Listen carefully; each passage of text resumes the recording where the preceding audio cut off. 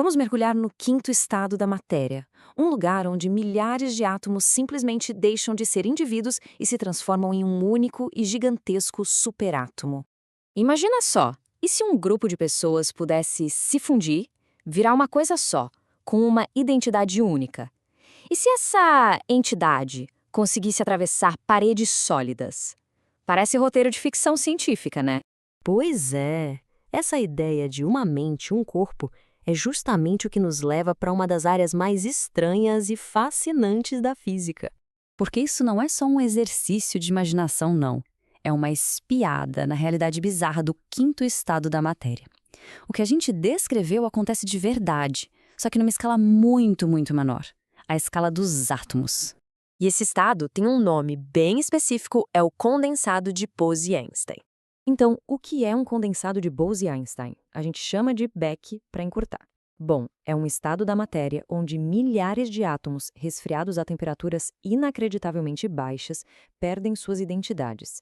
Eles deixam de ser indivíduos e passam a se comportar como uma única entidade quântica. Na prática, eles viram um superátomo. E quando a gente fala em temperaturas baixas, é baixo mesmo. Para criar um Beck, os cientistas chegaram a 170 nanokelvin.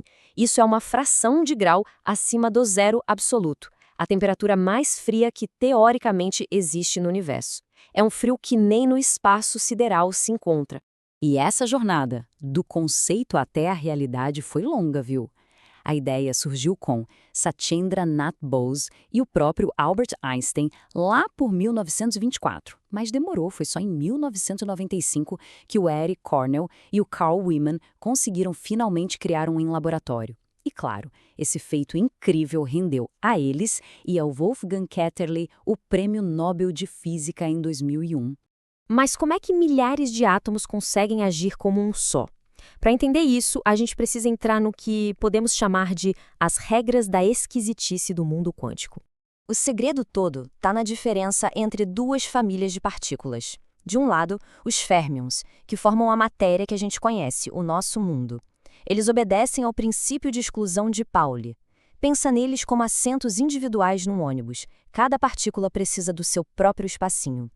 Já os bósons, que são a matéria-prima dos Becks, são mais sociáveis. Eles podem se aglomerar todos no mesmíssimo estado quântico.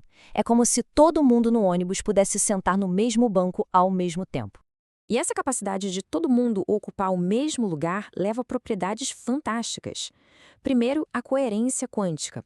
Todos os átomos passam a compartilhar uma única função de onda, agindo em uníssono perfeito, como se fossem uma só coisa. Depois tem a superfluidez, a capacidade de fluir sem atrito nenhum, sem viscosidade. Lembra da ideia de atravessar paredes? É aqui que a física chega perto. Um superfluido pode, por exemplo, subir pelas paredes de um copo e simplesmente escapar. E por último, a interferência quântica. Quando dois Becks se fundem, eles criam padrões de interferência iguaizinhos às ondas que a gente vê na água. Ok, tudo isso é fascinante, mas e na prática? Para que serve? Bem, vamos ver as ferramentas quânticas para o amanhã.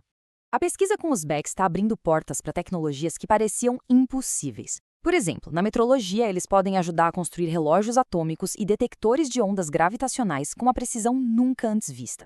Na computação quântica, eles são candidatos perfeitos para armazenar informação quântica. Já existem até lasers de átomos, que disparam feixes de átomos coerentes em vez de luz. E a pesquisa não para, ela acontece até no espaço. Lá no Cold Iron Lab, na Estação Espacial Internacional, onde os Becks são estudados em microgravidade. E a história, claro, não acaba aqui. A pergunta que fica é, o que vem a seguir para os superátomos? A fronteira do conhecimento está sempre se movendo. Olha só, em 2022, cientistas criaram o primeiro condensado de Bose-Einstein usando quase-partículas, que são um tipo de partícula fantasma que só existe pela interação de várias outras. Esse avanço abre caminhos totalmente novos para a pesquisa quântica, coisas que a gente nem imaginava que seriam possíveis. E isso tudo nos traz de volta àquela ideia do começo.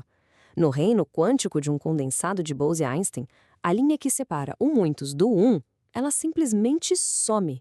A distinção entre o indivíduo e o coletivo se dissolve numa das demonstrações mais bonitas e mais estranhas de como a natureza funciona.